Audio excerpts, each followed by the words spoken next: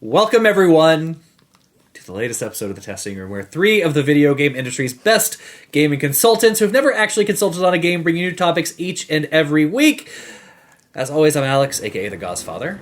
I'm Christian, a.k.a. Pseudo45. I'm Preston, a.k.a. Funkadelic Jedi. Yeah, and it feels like it's been a very long time since we've recorded last. I don't know. Has it? We still have weekly episodes. So yeah, they come out recorded normally. Yeah, because that's how recording things at one time works. It's been a while. So anyway, we have some fun stuff to talk about today. We're bringing you the last part of Prince of Persia, our playthrough for The Warrior Within. Before we get to any of that, let's head over to Preston's comment corner. So All right. No comments, but I do want to give a shout out there. We are at 42 subscribers, followers, whatever you want to call it, on YouTube. If you have not done so, please do us a favor, youtube.com/thetestingroom. If we get up to 50, that's when we kind of reach the new bracket of like, hey, maybe we can get some monetization for the videos that we get high view counts on. So if you can get us there to 50, I would be greatly appreciative. If we can get to 50 before the end of the year, I will be satisfied. So that's 8 more people. If you were out there, like, I didn't subscribe to that, or I don't care to watch it, at least give us a follow or subscribe. Yeah, at least it'll make it easier to show up in the algorithm too. You don't necessarily have to click that bell. I get it. Just do us a favor. Give us a subscribe and follow. But yeah, other than that, no comments on the YouTubes. So I'm just going to give a little question here. This is the spoopy season. What are some of your guys' favorite Halloween candies? I heard the Two Worlds podcast do this question. I'm like, oh yeah, I kind of, I haven't had like Halloween candy for like a long time. I'm not caught up on any of my podcasts right now. I just haven't had time this week or last week. So what was Jake's answer to his favorite candy? You're calling me out? I don't know off the top of my head right now. I listened to that like 4 days ago. So Preston heard it. He hit play and just turned it off like a minute and a half into it. I was like, yeah, that'll count for a listen. Pretty sure he said like Reese's. Trying to think of what else. I hope he comes back. I hope he comes back. He's like, I'm allergic to peanut butter, you son of a bitch. I know, you didn't listen to anything. Yeah. Like, that's me. Shows how much you care, you piece of shit. Hey man, I just don't remember things very well. So, for me, I have a sweet tooth. So like everything. You do actually. Oh, it's not actually. Like I do. Yeah. I know it's just something that I just thought about. I was like, actually, as long as I know, you fucking slam candy, like. Yeah, dude. Yeah. So, or like, whenever when we went to get milkshakes, I bought like some chocolate there too, along with the milkshake. Like, I go hard, man. I would say the classic, like, tried and true Reese's like pumpkins for Halloween. I actually bought a bag of those to give out on Trick or Treat, along with like 100 other pounds of candy. But they've been in my house so long, I've just picked at them like every other day, and now they're gone. So those aren't even there. But I also appreciate like a really good Kit Kat every once in a while, or like Kit Kat, Twix is pretty solid, and I have many Snickers down there. I mean, it doesn't really. I don't know. I would have to say though, probably just the Reese's. Like the Reese's pumpkins hit pretty good, and then the Christmas trees at Christmas, which I know are all the same thing. So I'm not a big candy person. You're not. You guys eat candy way more than I do. I have two candies that I eat that if they're in front of me, I'll be like, yeah, I'm gonna get one of those. It's a Kit Kat and it's a Twix. Okay. That's it. I don't really fuck with anything else. You're not a big sweet, savory person?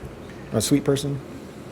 No, I mean, like, I like stuff, like, it just depends. Like, so for instance, like, if I was gonna pick, like, a sugary thing that is, like, my jam, it's cheesecake. If you put any kind, any slice, any flavor, anything of cheesecake in front of me, I'm eating cheesecake. I don't give a fuck what it is. You put, doesn't matter. It doesn't, any flavor, it doesn't matter. But, like, I don't like regular cake all that much. Like, not a huge fan of that. Most, like, overly sweet things, I don't really get into all that much. Those two candies, though, for sure. I will obviously honorable mention to Reese's. However, I do want to say, I don't know if this is a hot take, but here we go. The only good Reese's are the regular Reese's. Everything else is stupid and too much. Ratio is off. Now, I'll give it to the pumpkin and the egg one for Easter. Like, those are somewhat close to it. But Nope. you don't get like as thick of an edge on like the shaped ones. Like you don't The get as much regular of that. I want Reese's- those like thick, yeah. that thick skirt. All right. The regular Reese's is perfect, and I saw a new abomination against God that the other day that really set me over the edge. Where I was like, "You people, this just stop!" Which was, they've done a new Reese's now, except in the middle they've hollowed it out and they put chocolate sauce in the middle of it. I mean, I tried. Now look, Alex's sugar addicted ass is like, give me 14 of them right now. But like So I will partially like the original Reese's is undefeated. The best. It is, and I forget. I read something or saw a documentary or something years ago on why that is, and there is something to that. Like the recipe they use for those is different than anything else, and I think it is the ratio. They have their own peanut butter also. But to say that other things like the Christmas tree and the egg and the pumpkin are not also amazing is ridiculous. I'm not saying that they're not good. I'm just saying that they're not to the perfection level. No, but Christian cup. Yeah, I'm saying that. But Christian is saying that, Yeah. and that's ridiculous. Yeah, I'm saying they're bad, and it's because they are. If I wanted to eat nothing but peanut butter, I'd just stick a spoon in a jar of peanut butter and do that. And the regular Reese's is perfect. There's no reason. And the reason that I know that I'm right is because everybody agrees with me on the first part. They're just like, well, I just want an excuse to eat a Christmas tree full of peanut butter. But like, if you, Alex, you agree that the original Reese's is the best. Mm-hmm, yeah. Okay, right. So then why? But not that the others are terrible. It doesn't matter. If the other one is already the best, then why would you go out of your way to not buy that one? Because half the time that usually just shoves it in your face. Like you kind of got to buy the Christmas tree ones. They don't have. You don't have to. The regular Reese's is always for sale. It doesn't matter. It just is. So here's the thing: when I is. get those shaped ones, it's because someone has given me, aka my mother. Yeah. It's usually given to me. I don't go out of my way to buy the shapes. It is given Same, to me. like, I bought them. If you're never going to go out of your way to fucking buy one, then they're not good. Doesn't mean I'm not going to eat it. It's peanut butter and chocolate. That's not what I'm saying. I bought them for Halloween, right? I wouldn't typically just buy those, but they were there for Halloween to give out. I ate them because they were here. Yeah, I ate them because they were here, but like I bought them because they were there. Okay, nobody makes OGs anymore to put in Halloween. When we were kids, you used to be able to get a single OGs. You can go buy a bag. I don't think I can go to you can go to a store right now and you'll get a bag. Yeah, that's bullshit. But also, again, that's my point. If you guys are being like, well, I mean, if somebody opened my mouth and put a Christmas tree Reese's in there, it's not like I'm not gonna chew. But that's not what we're talking about. We're talking about going out, and if you have the choice in front of you, you're always going to choose the original Reese's. Sure. It's the better one. There you go. But all I'm saying. No, it's not all you're saying. That's why we're having this conversation. You're saying that you the other guys ones are just are the like, worst. No, because like you're comparing Reese's to Reese, which is fair. But if you put a Christmas tree Reese in front of me with other chocolates, I'm probably still going to choose. Yeah, I am because I have a sweet tooth, but ridiculous. All right. I mean, as far as chocolate, I mean, I'm kind of the same with you guys. I do like me a peanut butter M&Ms. I do like those a lot. But I'm more of a sweet guy, so like, give me like a Sour Punch straws kind of deal.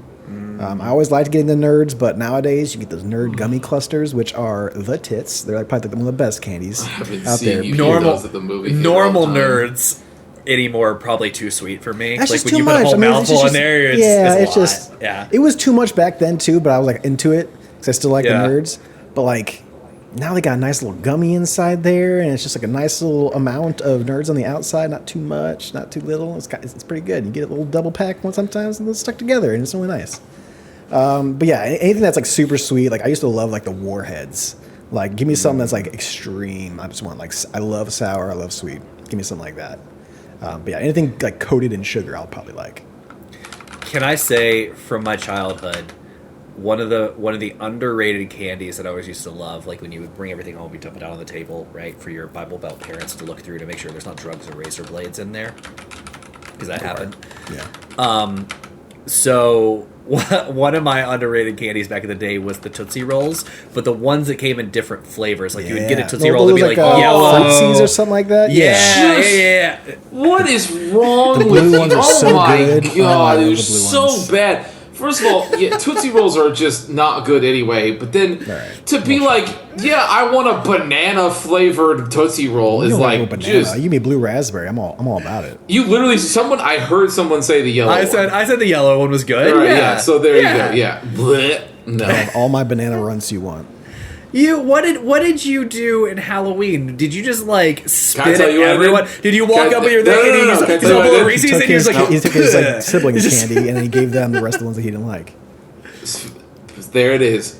I'll tell you exactly what happened. We went out for trick or treat and we hit every house in the neighborhood. Blah blah blah. Come back, it'd be me. First, when I was younger, like young, it was just me and my friends, and I would be like, guys, I'll give you all of this candy for all of your Kit Kats and Twix.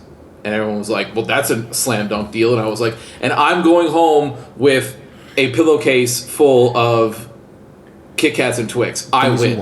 I mean, that's a feast or famine year, though, right? Like, you could walk around, and maybe only a couple of people had those, or maybe they had the grab bags, and then nobody really got them. So, like, all your friends have, like, 1,000, like, 100 grand, and, like, the little cracker ones, everything else, and, like, you're just here with 3 Twix and a Kit Kat. No, I will say that is definitely a risk for some people. The Lord saw fit to bless me every Halloween that did not happen to me, so I didn't run into that. But that's true. That could happen to you if you try this method. It didn't happen to me. I always went away with it almost, if not just a little bit less, but it was all candy that I wanted. When it was my siblings' turn, it was the same thing, which was like, hey, I'll give you all of this candy, just give me all of your Kit Kat and Twix. And they were like, oh, well, that's an easy choice. I'll do that immediately. And so they did that, and I never had to deal with it. It was great.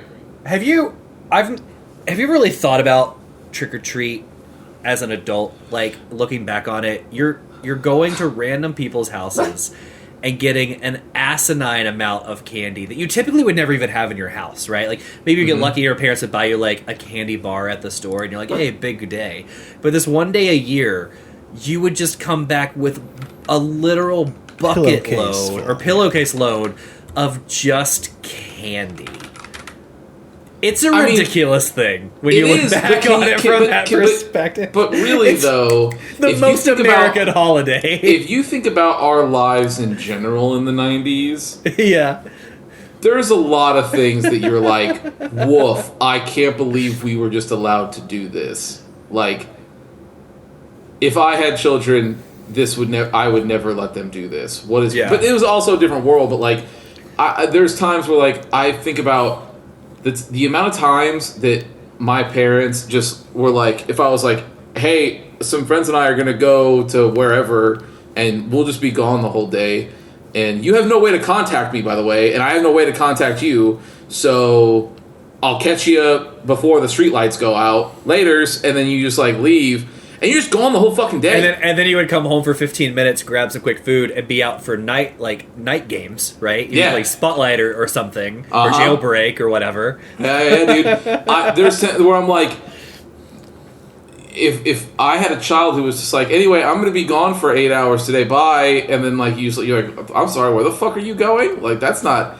And where are you hanging out at? Like, hell no. Here's your collar and your AirTag. Please don't take it off, so I can track you wherever you go. But honestly, I mean, I guess it's not that big. Like, there's certain times where once a kid is old enough to have a cell phone, it's not that big of a deal because you can get in contact with them.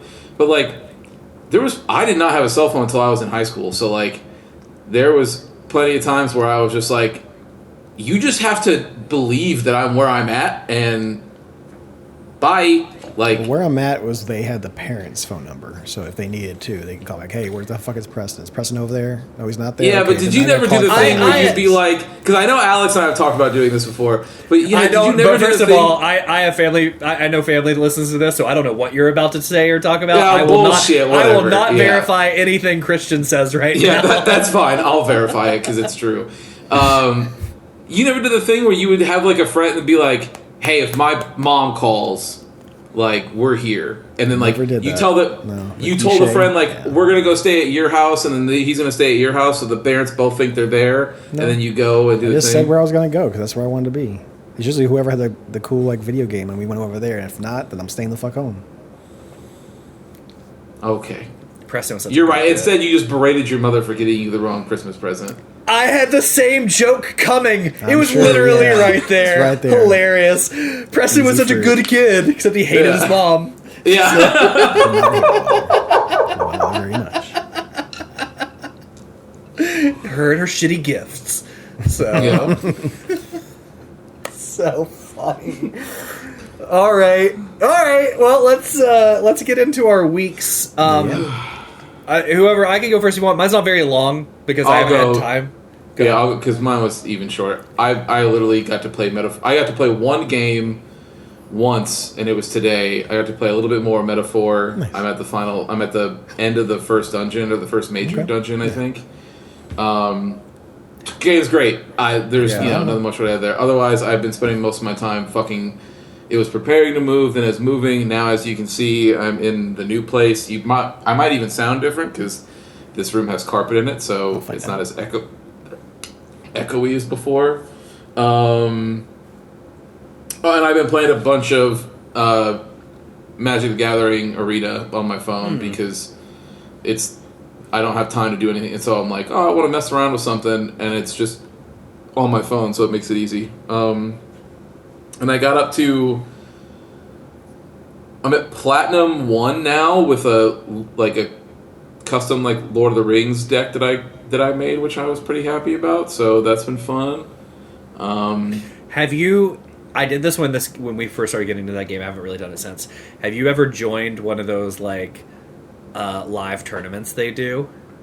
Yeah. Dude, I did that one time and got whipped. They give you like 4 or 5 losses before you're out, and it Yeah. was my first like 4 games, and I'm like, yeah. So anyway, I'll see myself out. I've won a couple like rounds or whatever, but I've never Yeah. made it like out like into like the end or whatever where you get a bunch of shit back. So I've never done anything like that, but I have made it. Like I've gotten a couple wins out of it, but it's fun. But I found out that for Magic, like I have to care about the art on the card for me to be like I'm into this. So my goal is I want to collect as much of the Lord of the Rings set as I possibly can, and then get all 4 Warhammer 40k commander decks, and then after that, I'm good until they decide to release something else that I care about. But like, Alien pack or You're, something. I would say you're lucky because like those are the only ones you want. Because I think if you got into it, like there is the Pyraxiath one that would speak totally artwork absolutely. wise to what you Well, that's the love. thing, And yeah, is that's true, and those Yeah. cards are cool. Like I do like them, and I think some of their designs are awesome. However, as far as like collecting them goes, I just don't care. Like Yeah. it's art that I think looks cool, and like that style like is radical. I'll Google Like, the shit out of those cards.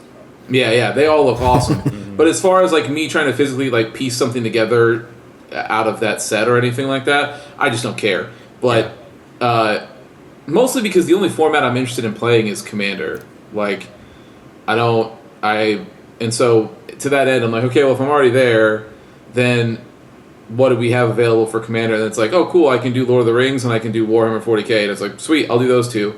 And if they do other ones in the future that I think are sick, then cool, I'll get into those. Otherwise, like I don't even care about winning or losing. Like there was I saw an article, it was like somebody was, because I was looking for tips on like building a Lord of the Rings Commander deck, and then it was like someone was like, you should think about like putting in other cards from different sets or whatever to like really like make it go like, you know, really crazy or whatever. And the person, I was glad the person responded like this because it was exactly how I felt, which was like, no, yeah, I hear you. It's just I don't care about that. I just came for this deck. That's why I'm here. Yeah. Like, I just want to use Lord of the Rings cards. That's it. Yeah. It was like, okay, but you have to be ready to the fact that like you might not win all the time. Yeah, I don't give a fuck. I'm just here to play and hang out. Like I just want to use cool things. Anyway, so the online one that I messed with was it's not a commander because you can't play a commander on the online one, but I built, which is dumb because I was hoping to like really learn commander through that game. Well, and that's why I was asking you guys is if you guys had Tabletop Simulator, because we can just play it through there, and we should just do that. I say we all do. Yeah, so that's what I'm saying is that's why I was asking in the group chat the other night is we should just do it there because that'd be fun. But yeah, so I built like a Nazgul focused deck in MTGA, and it's gotten me all the way to Platinum 1. I'm super happy about that. I'd like to get into like whatever the next one. I think it's like Mythic or something, or whatever the next one is. There's one more above that that's like the final one. I know that it's not going to take me that far, but I'd love just to creep into that next one, because once you get into the next one, you can't be knocked out of it. You can get knocked down all the way to the bottom of whatever rank you're in, but as soon as you cross the gap, like I'm in Platinum now, I can never get knocked out of Platinum. But I can go all the way to the bottom of Platinum 4 again if I just keep fucking it up. So I'd like to just creep right into the next one and then be like, sweet, I got it. But, yeah, other than that, that's it, man. I wish I would have watched more stuff. I didn't watch anything. None of that stuff. Yeah. Those are the two things I played. The other thing I'll say before I start my week here is you're also lucky that the Godzilla ones are just impossible to find now. You can't get those. You just have to spend like $1 billion on getting the like 5 or 6 Godzilla hero cards, because those things look dope. Yeah, but so that's the thing is... what was it, the vault thing or whatever they do? It's you just can't find them. You pay like $50 for like 5 foil cards. Like they're doing with the Marvel, they did it with Peach Momoko, and I'm like, I can't bring myself to like pay for like 5 cards. I've seen those Godzilla ones at Comic-Con, like C2E2 and stuff, and those are like a couple $100 anymore. And so here's the thing is that so the reason that I don't care about that, and it's weird, I'm glad that it's not affecting me that way, because I know Magic can get very expensive, but like it's like they did the Ghostbuster ones, like the Secret Lair ones or whatever, right? Like it's those kind of things, right? And it's like, but it's always a handful of cards, like maybe 5, 6, whatever. I don't care about that because they have no utility for me. Yeah, can't use them. Mm-hmm. I can't do anything with them. Right. Like, they can't, to my knowledge poster. Anyway. I'll go buy fucking Wolverine poster. I don't need a card. To my knowledge, they can't be used in any, like, I can't slot them into a commander deck or something. Because there's no... Yeah, because you can only have, like, the one hero at the time, right? The one commander, so... But then you don't have to have cards built around it, and it doesn't... I don't even know that it I just works wish they would take those Secret Lair ones and make commander decks out of, like, okay, we got this That's what hero, I'm saying, is like... here's a bunch of smaller, like, Marvel The Warhammer cards. ones were cool because it was like, hey, we built 4 Warhammer commander decks, and throughout the deck is a bunch of Warhammer 40k cards, and then that's it. And they're never going to do anything else. We don't want them in any other format, but we did do commander. Okay, sick, cool. Same thing with Lord of the Rings, right? Hey, there's some commander ones, and then also everything else is in the open for like historic or whatever, and those can be used in commander. And so I'm like, okay, sweet. Well, then that's the one to play. I'm not going to fucking play standard where I have to get rid of my cards every fucking 6 months or whatever the fuck it is. And also, like, especially when some of these things I don't care about. Like, the set that was after Lord of the Rings was like a Disney-focused one, I think. Right? Do you remember that one, Alex? Probably not Disney, right? Because Disney's all about the lore. Not Disney, but it was like alternate universes. It was like a darker version of like Snow White and the Seven Dwarfs. It was like all that kind of stuff. Do you remember what I'm talking about? I do. Yeah, Fables thing, or whatever it was. I do remember that. Yep. But it was one of those things where people were rushing out to go buy that set because it's the new standard one. Like it's the next one that's flooding into standard. And I was like, I don't care about any of these cards.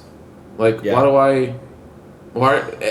And I understand if you're into that format, then by virtue you care about those cards, right? Like, 100%. I totally get that. But I'm not doing that. But for me, I'm just not. That's not me. No. Travis and I play standard with each other because we haven't really learned Commander yet. So playing with friends, and you don't care about winning as much, I enjoy the standard thing, but you're right. Like, it's not something you could take to a comic book shop and play, because everybody there is going to have like a baseball card thing of Magic cards they're going to have decks built for. But also there's so many cards, like the cards that you use in standard, you can't use. Like if you go to a comic book shop, like you and Travis don't have any rules for it, you guys just play. Right.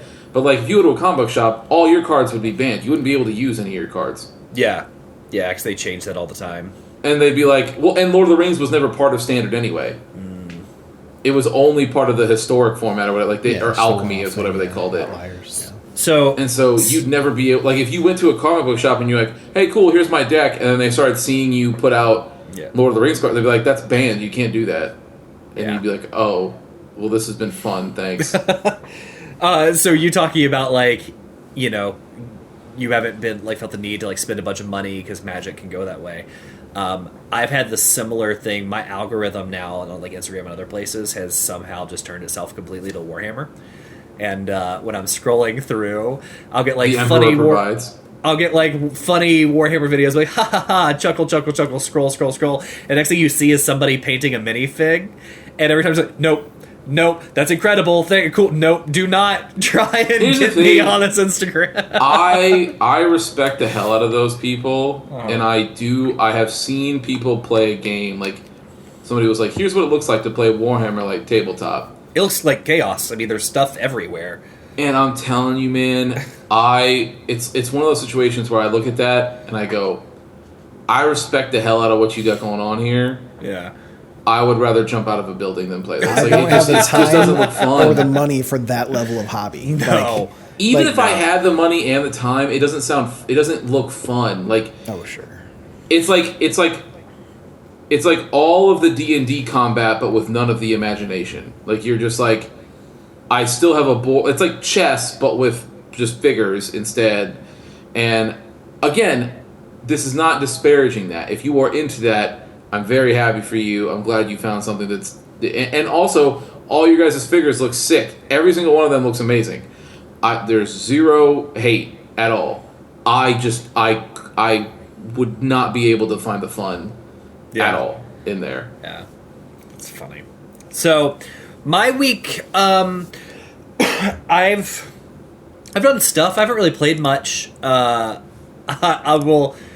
played the game we're going to talk about today. So our video game book club, the one that'll come out later this week, but we're going to continue to record here in a minute. I played that start to finish. Christian was right. I owned that game in its original PS2 format, and I found it, and I played it all over again. All the way through, which took like the majority of my flight to Vegas and a little bit of time in the hotel room and a little bit on the way back. But I played the whole thing. So that was most of my playtime. Sure. Beyond that, I played Like a Dragon. I am in chapter 12. There's only 14. So I'm getting close to the end. I could really finish this game at any time. I could have been done months ago. But I'm currently walking around the street, swapping jobs, beating people up to 100, swapping to the next job, checking the stuff off the thing that Kiryu is bucket. Checking off Kiryu's bucket list for no reason. My goal, and I will accomplish this, I hope, my goal is to have this game done, which I will, and then I would love to have, what we were talking about, Metaphor. I'd love to have that done before the end of the year, too. If I can't finish Metaphor, I at least need to have enough time in it to decide where it falls. Yeah. So I can count it like on my game of the year list. It won't be my number one if I don't finish it. But like I want to have enough done. So that's my vision right now, is at least those two. And then I think my game of the year is going to be pretty filled out. So yeah, that's what I played. When it comes to watching stuff, I finished JoJo. Hey. I'm now caught up on JoJo, and can I just say, in the final season, they did my girl FF real dirty, and they killed her 4 episodes in a row before they finally just killed her off, and I was just like, guys. Bro, there were so many times I was like, FF's gonna figure out a way out, there's no way, she'll get out of it. And then it was like, nah, she's dead for real. And you're like, oh. And there's actually quite a few people that got in that season. And they with FF, they killed her, and you're like, it was pretty dramatic. You're like, oh no. And then like in the next episode, there's a way like they come back, right? You're like, cool. And then they kill her in the second one, and you're like, okay, well, like, don't do it for real, but also, like, I can't keep doing this. They do it the third time, and then, like, it's also overly dramatic and, like, really, like, heartbreaking, and the music's playing. I'm like, oh, I can't. And then they're like, no, it's okay. And then you're like, oh, thank goodness. They're like, just kidding, dead for real this time. You're like, come on, man. Like, my emotions cannot take this. But the ending of that was kind of brutal with, like, the time travel stuff they did, and like that was rough. It was good, but it was rough. It was awesome though. That whole season is great.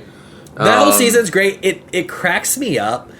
Like, I've never done enough reading on the creator of this beyond what we've talked about and stuff, but just like the DVDs or the CDs that now hold the people's souls is like the most funny and dated, but also like not dated because it works for the show, like just thing that could happen. It's so ridiculous. No, man, you're just looking at a guy who's just obsessed with a certain time frame and a certain like subset of the culture that's just that's his jam, and he's gonna put references to it wherever he can.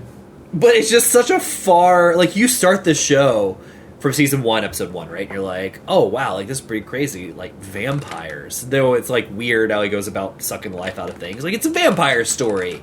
Oh, and by the end of it, you're like, stands and DVDs holding souls and stuff. And spoilers, I guess. I don't know how long this season's been out. Kind of already in there, but yeah. Yeah, so I'm not super worried about it, I guess. But, like, then all of a sudden they find a way to, like, try and bring Dio back in this season in a really fun and creative and creepy way, like, all at the same time. It was good. It was a good show. It's not a show you could explain to anyone. Makes zero sense. Not at all. No. Not at all. But it was good. So I'm done. Well, also, Dio's a bastard, and anybody who likes him deserves what they get. Yeah. So the next thing up, I will be getting caught up on My Hero is next up on the list. Yeah, they just finished the second to last season just finished up. Good. So I'm excited. What a cliffhanger. Yeah. So that is where I'm at now. I'm just getting caught up on all my animes. But my anime. I think that's it. I didn't have time to do much of anything. For those of you listening, we got to go to Vegas and redo our When We Were Young festival because it was canceled 2 years ago on us. This year was not canceled. And boy, when you always say, you know, God felt fit to smile upon me, like, we walk into this place and it is packed. I think there was like 70,000 people there is what they said. And like, when you're talking about a festival, it took us an hour to just leave the park. We were like, your body to body, just like, it was a nightmare. But when we got there, we were like on concrete, it's super hot in the desert, and I'm like, well, let's just keep walking forward. We walk forward, we hit this like fake grass astroturf padding stuff. We're like, cool, at least it's softer. It's like, well, let's walk up here, and there's a wall that people are standing on, like a metal like railing for just some reason to kind of separate people in concrete, what have you. And we walked around the front of it, and on the front of it had like every other thing was just like a little metal seat. And we found one, and we parked there all day. And the best part was, like, all of the bands that we really cared about happened to be on the same two main stages, just bouncing back and forth. So we were comfy, we were out of the sun, and we got to listen to music that was incredible for like 11 and a half hours. Dude, it was so long. And we even went late. It opened at 10, and I think we got there like 1. And it still didn't end until like midnight. So it was a long day. But it was worth it. Totally worth it. Good. So, yeah. Can I just say, 70,000 people at, what was the minimum? Like 2 something a ticket? 3 something a ticket? It was, I think it was 2 something. I don't remember now, but yeah. It was. It's money. Oh, yeah. Oh, no, and that's the GA. They had GA Plus, which would have been more. Oh, I'm sure they, of course, had VIP. They had VIP as well, right? Like, yeah, I'm just saying 70,000 people. For 2 days, mind you. We went to 1 day. At $200 a pop is, man. That's a lot of money, man. Fuck Live Nation so much. I mean, dude. that's the average you going wanna price hear- for tickets, man. It's like going to be around 200, if not just below that. Let me tell you the wildest part. So they had like just food stands and stuff, and the food was like all kind of connected, right? So I went and we got two. They had vegan pizza, so we got 2 vegan pizzas. They were $20 a pop. And these vegan pizzas were essentially, I mean, what else are you going to eat though, right? Like, I'm not laughing at you. I'm laughing at the scenario. Like, I know it's ridiculous, right? So we bought vegan pizzas, and essentially they're kind of what you would think of like what we used to sell in school. So they're like square pizzas. They're like this big, and essentially it was marinara, and they just slapped like vegan cheese slice, like 2 vegan cheese slices on it, and like here's some oregano. There you go. Scumbags. $20. The worst part though is they only had a couple of drinks, so I got like a charcoal lemonade or some stupid stuff. They're trying to be hip. I got a lemonade, and then when I was looking at my iPhone, they mischarged me. I actually got charged from the food place like $70 after tip, which like if the pizza's 20 and I got 2 of them, that's $40. Where'd the extra 30 come from? Because I sure as hell know this drink did not come that way. But what are you gonna do? Like, I can't sardine myself back through the crowd to get back over there. You just gotta eat and then that. like complete. And that's what happened, right? So you count the merch, and you count food, and everything else. Like, dude, the amount of money they printed is insane. Oh, yeah. Insane. Got the nostalgia. Remember berries, baby. They hit hard, too. It was good I'm concerts. sure they did. Whole lot of bands were just playing, like, albums from like that era, so it wasn't your typical concert. Fall Out Boy actually played a typical concert of like they kind of did like a Taylor Swift Eras tour thing where they played some songs off of every album, but a lot of people like My Chemical Romance did Welcome to the Black Parade front to back, and like Pierce the Veil played their album from then like front to back, so everybody was just doing those albums front to back, which made it awesome. Sure. Yeah, that's pretty cool. We saw one band get cut off. Their time was tight. Like, they would finish, and 1 minute later, the band on the other stage was starting. And one band, if anybody knows The Used, were going like 2 minutes over, and all of a sudden just got cut off. And they were super douchebags about it. Like, the lead singer took the microphone, like, threw it in the audience, but like, that's on you, bro. You have a clock. You know. Time it proper. It's a festival. Yep. Festival. I don't care about you. Care about them buddies. So. Yep. Anyway, it was good. So that took my time. What are you laughing about, you goofball? I'm not. Don't have nothing nice to say. Don't say it at all, Christian. Yeah, that's really it. It's not like a thing about the music itself. Like, I'm sure there's tons of friendly ribbing that I could do about, but I don't. Sure. It's really just. I fucking hate Live Nation, and they suck. They're the worst. They're the worst company ever, and they then decide to like just go so hard on this stuff. Like the amount of money that they clawed from people just to go see, and then I hear examples like that of like the dude from The Used or whatever, a band I already hate, but. That dude being all uppity about the fact that he got cut off, where it's like, bro, if you don't get the fuck off this stage, there's people here. The cost of entry is $200 to go see you, a washed up has-been, and the only reason that you even have a paycheck right now is because of all these fucking people that decided that it was worth it to pay $200 some odd fucking dollars to go cook in the middle of a desert and watch you play music from 20 years ago to mostly a backing track and barely any actual live shit. They brought in a screamer because he doesn't scream anymore, so they brought in somebody else to do it. I will say the other bands, like, honestly, minus them, there are bands playing that like we did not care about, but like there's like 5 stages, right? So if you don't care about something, just go somewhere else. We just would sit through one. I think the one that we really didn't care about because like we just had perfect seats, right? But everybody else sounded incredible. So, like, cheers to those people and their sound mixers. Coheed and Cambria was there. I freaking love Coheed and Cambria. Same. There is, like, zero difference between them on the album and them in person. They're that good, and it's great because, like, they're also not blowing out your eardrums because they don't know how to mix their shit. So yeah, I agree. I hate Live Nation. I hate Ticketmaster. I think both of those companies should be broken up or have legislation against them. But the downside is currently nobody does, and as you guys know, concerts are a thing Allie and I love. So we suffer all the time because they are the worst. Mm-hmm. Yep. Yeah. We just try and limit how much money we give them. So like we only ate once that day and had a couple of drinks. So like we're not going crazy. The other thing I love about live concerts in the desert is just watching people pay all the money you just talked about, Christian, and by like noon are at the point where you're not going to remember it or you're going to pass you're out. trashed. Yeah, and I'm just like, why are you like... there was a guy that wasn't far down from us that passed out, like just laid his head down and went to sleep. And I think he woke up at around 10 or 11 p.m. I'm just like, what did you pay for?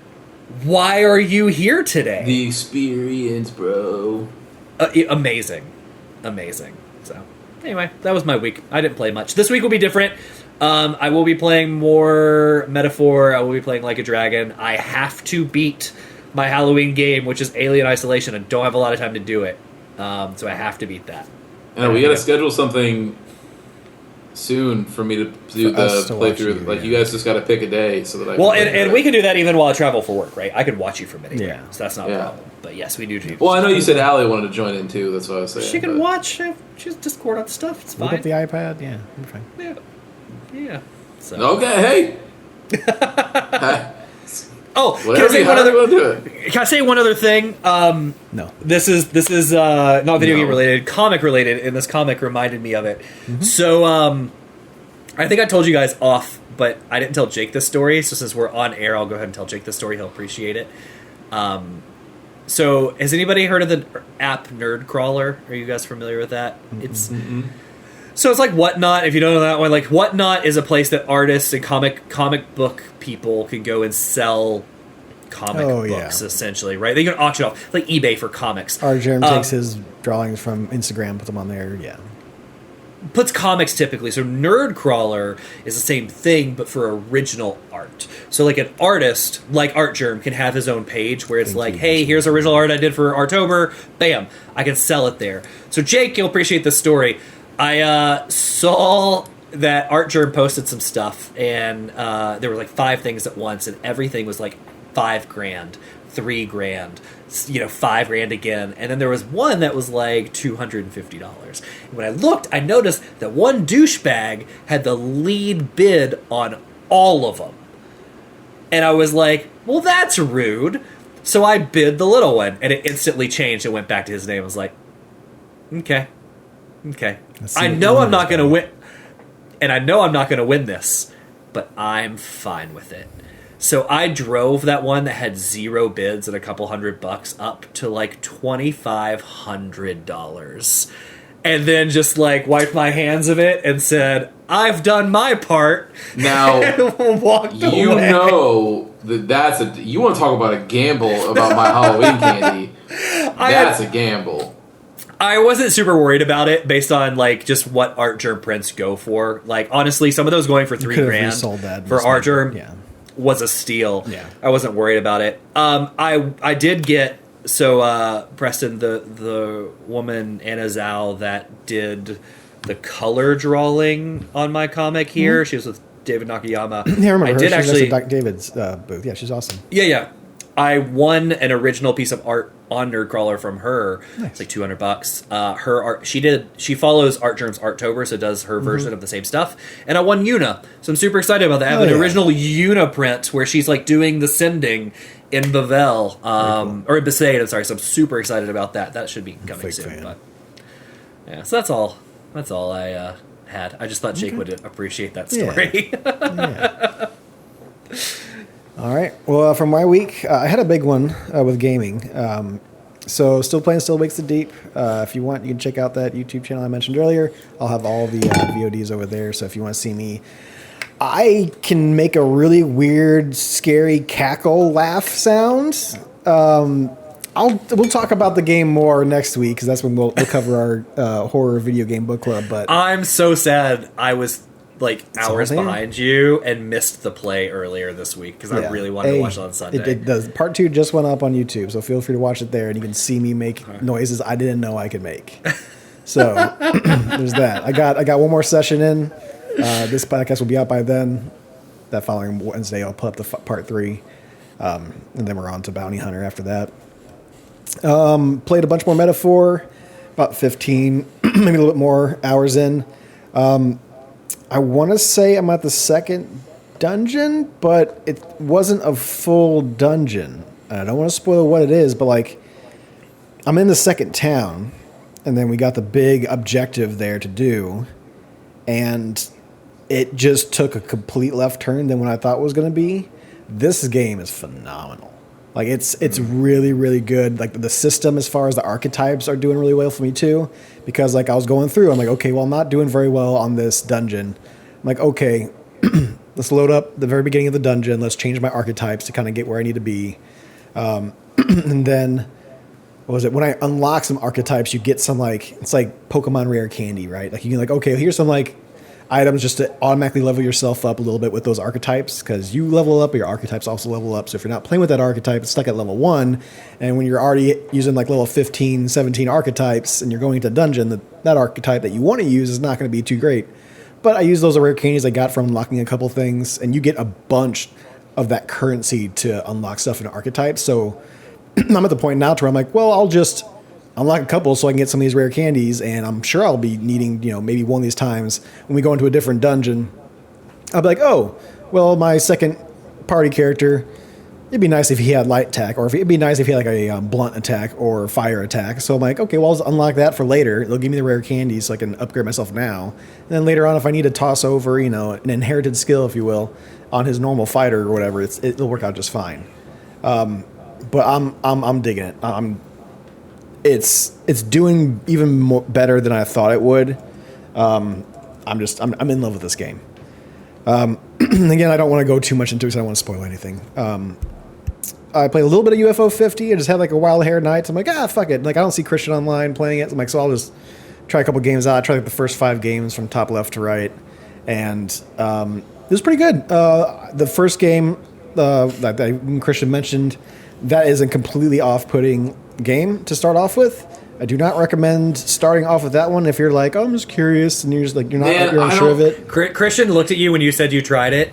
He looked up from what he was doing and just glared. It was like, you bet if you say anything other than good right now, I will murder you. That game, that one of the 50 is just so slow. And it's like you're going through it, and it's like old school Zelda 2 kind of deal. So like you go across the screen, you get to the end of it, it gives you the new screen, and you're kind of, I'm like, I don't have time for this. Like I'm going to try a couple games out tonight. I'm not doing this right now. There's also like, there's not really an indication on like where to go, what to do, what it wants from you. No, it's figured out. There's no Castlevania music. Or Metroidvania style, yeah. Like, there's no music or anything like that. It's just, Barbuda is a weird... slow and boring. There are some people that apparently are like, man, if you stick with it, that game's got some stuff. Yeah, I'm like, I'm good. I got 49 other games. What the fuck am I going to stick with this one for? I'm sorry, man, but you gotta make a good first impression, and that just did not do it, no. Yeah, playing through a handful of them. Was it Paint Racer? Was the one that I had. Sick, I love Paint Racer. And then there was the like Shinobi-like towards that auto scroller that you mentioned. You're just like a Ninpek. It's basically it's like Ninja Gaiden. You're just a little ninja guy, little chibi ninja guy. You're shooting, throwing stars, and then you're just hitting guys as they come. Hard. It can get there for sure. I think that was the one. Either that or Star Racer Tour is like you got in the top 3 of the leaderboards. I think that's all like pre-made leaderboards, and I'm pretty sure it's not like of people actually playing it. But yeah. I got that trophy for that one. But yeah, it's a very fun, interesting game. It's super cheap. Just kind of throw what game you see in the front of you to the wall and see if it sticks kind of deal. If not, move on to the next one. You have 50 of those to go through. And the way they kind of shuffle it out is nice because they're all like dusted and in like a row. So you pick it up, you dust it off, you kind of put it in, and then you're good to go. It's an enjoyable game. Other than that, I did play 2 of the Next Fest games. I played Windblown, which would be the demo for that. I did play a bunch of Next Fest stuff, but you can go after I do these. Although I do have one game after the Next Fest we can talk about. I want to talk about. Windblown is really great. I remember seeing the trailer for it It is like a roguelite at the top down, kind of Hades style, but the way it's very cutesy, and the upgrade system seems pretty fun. Much like Christian, like he'll mention this too, because I know he played it for a little bit. I played it for a little bit. I kind of did my first like one or two runs. I'm like, okay, yes, this is a good game. Just the same thing I did with Hades. I'm like, I played it for like a half an hour or to an hour. I'm like, cool. Let me know when you're done. I'll be right back. Bye. I promise I don't you. want to think about you ever again. I will be right back as soon as you are in 1.0. But yeah, this game is good enough that I don't want to touch it. I'm good. Yeah, Thank you. No, yeah. Polish it up, finish it up, do whatever you need to do with it, and I'll be right back. Yeah. And then I played another one, which is Rogue Flight, which is it's on-rail shooter, sci-fi shooter, so very Star Fox-like. But it seems to like take the more extreme. It's different. It's not the same. It has a barrel roll and stuff like that, but like some of the action that you have in there is much different. I can't think of a game that is like that, but it's outside of being on-rail shooter. It's not really a Star Fox game. It is really good though. I had a very fun time with that. I beat the demo, that one level they gave you, and it's actually out now. So like I'll probably, once I finish up a couple other games, I'll probably jump into it for the end of the year. Every Next Fest, there is always a Star Fox that gets you. Well, to be fair, there wasn't really one last time. It was like I think there was. I'm pretty sure there was. Wasn't that the last time that? No, was it Whisker Survivors or something like that? There was Whisker Squadron that was the first time, but then the second one was it was either that it was either another Star Fox game, or it was a F-Zero game. It was an F-Zero game. Yeah. So, but yeah, no, that's Rogue Flight. If you're into non-rail shooters at all, take a look at it. There's a demo out there. I'm not sure how long it's going to be up, but yeah, they're in 1.0 right now. They're already released, so I'm excited to get into that one. And then, Christian, did you want to talk about your Next Fest games, and I can go into my other game and shows? No, go ahead. Okay, so I beat a game. Neva came out. From the makers of Greece. Yeah. Greece. Yep. If the dog dies, I'm not playing it. That game, I didn't think they could make a game that's more beautiful and better than Gris. As far as that studio, they did it 100%. Cried at the beginning, cried at the end. It is one of the most beautiful. It's one of the most beautiful games you will ever play. Period. It's amazing. It's incredible. I fucking love that game. It's like $20-$25, and if you already own Gris, you get like 15% off. So it cost me less than $20 to get it. So it's just phenomenal job done by Nomada Studios. It's. I knew it was going to look good. I didn't think it was going to look this good. And with the combat that they added to it, makes it much better. Because Gris, it was a beautiful game, but it was just a little more like I'm walking around and I'm jumping, and occasionally I do the little like journey bleep noise to like and singing and stuff like that to like kind of get through some of the puzzles or whatever. But this game adds a lot of combat as far as you get attacks, like little combo attacks, and then you get your little dodge. Other than that, there are some other things that you get as you go through the game, which I won't spoil, but the game's like 3 to 4 hours long. So super short. I'm not going to necessarily recommend it to Alex, but definitely Christian, take a look at it.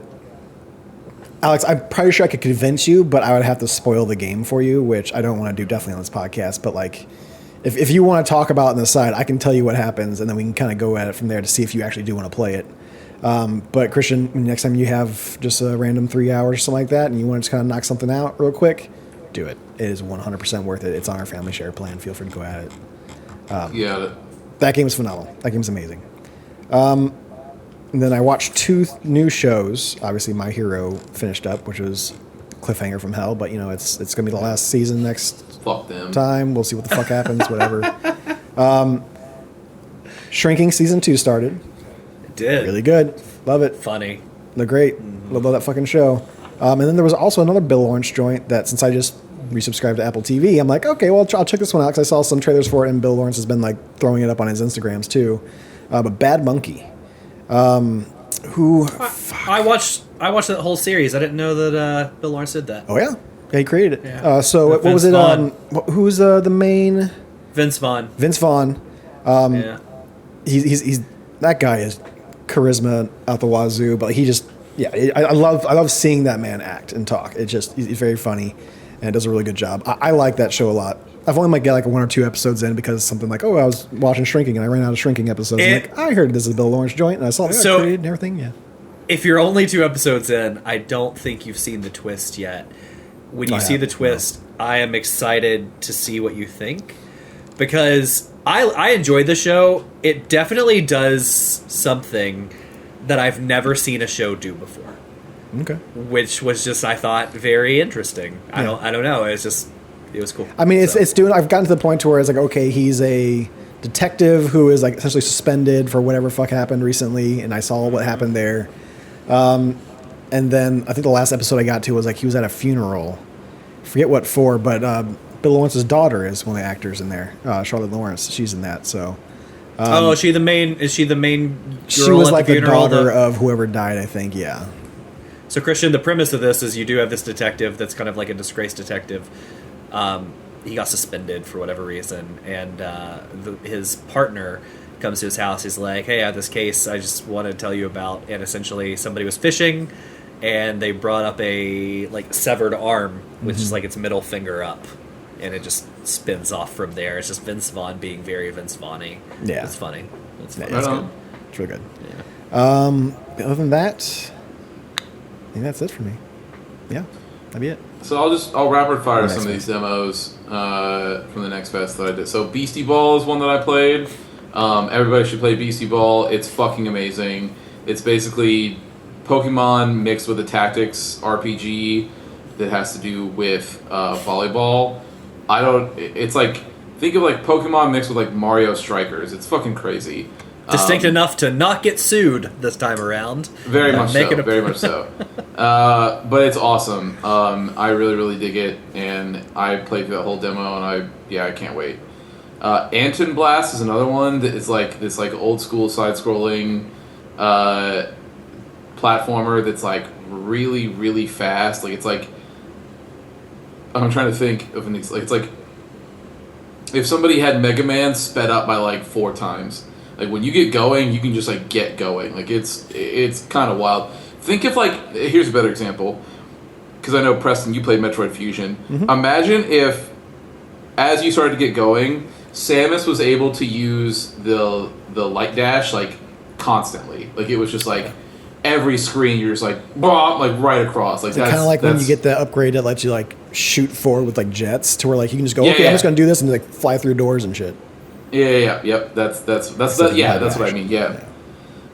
Except it's like done in a comic book style or whatever. It's great. Okay. Rift of the Necro Dancer, Preston, you would love this. It's a rhythm game, but that's an old game, isn't it? They do it? No, you're thinking of Crypt of the Necro Dancer, which is an old one. Rift of the Necro Dancer is the new one. It's awesome. Metal Bringer is a game. It's like a roguelite hack and slash that's like redoing like the old like top down sort of like crunchy PS1 style. I talked about their first game Samurai Bringer a while back. This is their next version of that. It's great.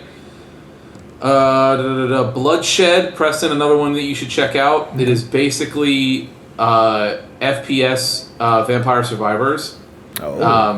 So what you're doing is you're first person, you're running around, and then you're just constantly shooting, like, and then you can get extra power-ups and stuff that do the same thing, but you find chests, they open up, they do the same little gambling roulette like thing, and then it all pops up, you get a bunch of stuff, permanent unlocks for your next run, other characters, things like that. So that is definitely one of those games where somebody goes, oh, this is fun. We could just do this, but in first person. Like literally, that's really what it is. So there was. I was going through this next fest, and I'll tell you, there was 1,000,001 Vampire Survivor clones.